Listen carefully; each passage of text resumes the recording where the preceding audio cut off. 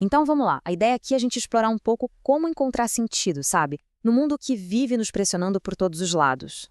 Sabe aqueles momentos raros, mas muito fortes, em que de repente tudo se encaixa? Parece que o universo dá uma iluminada e a gente entende nosso lugar no mundo. É uma sensação de clareza total.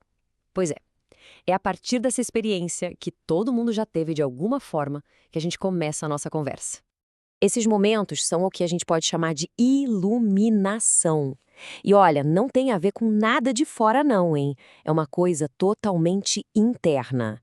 É aquela sensação de unidade, de paz com a nossa própria história, com quem a gente é. Só que a vida não é só isso, né? Seria bom se fosse. A verdade é que a gente vive num cabo de guerra constante. De um lado, essa iluminação, essa clareza. Do outro, um estado que é o completo oposto, a alienação. É quando a gente se sente perdido, desconectado, sabe? Como se nada fizesse sentido.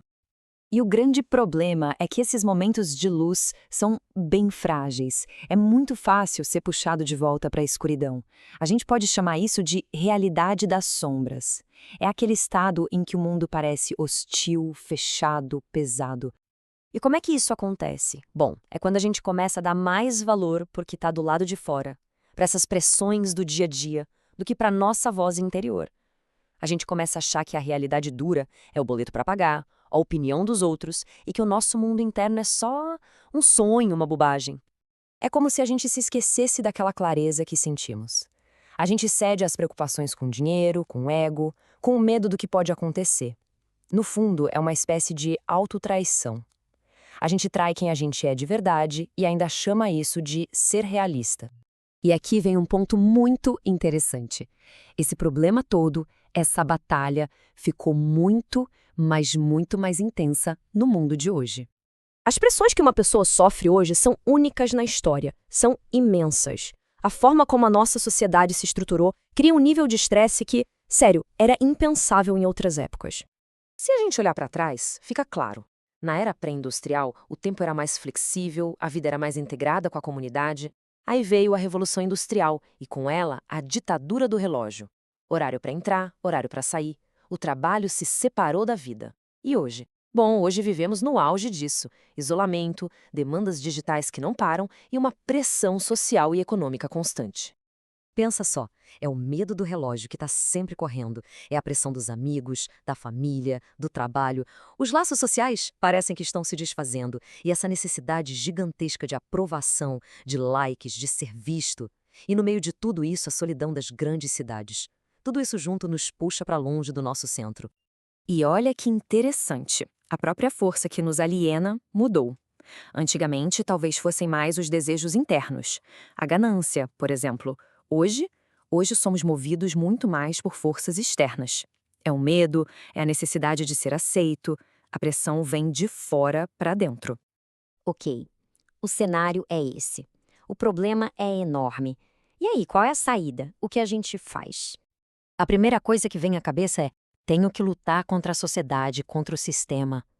Mas talvez essa não seja a melhor abordagem. Talvez a luta não seja para fora. A grande virada de chave é entender que a vitória aqui não é material. A vitória de verdade é outra coisa.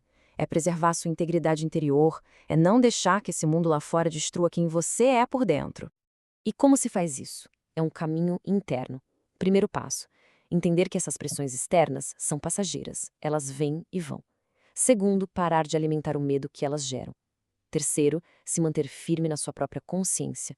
E por último, e talvez o mais difícil, aceitar o seu destino como se você mesmo o tivesse escolhido. Beleza, mas existe uma ferramenta central para essa prática. E é um exercício que exige um nível máximo de seriedade. A gente pode chamar de seriedade filosófica. E o que é isso? É a prática de olhar para tudo que é passageiro, tudo, à luz da única coisa que é definitiva na vida: a morte. É um exercício mental poderoso.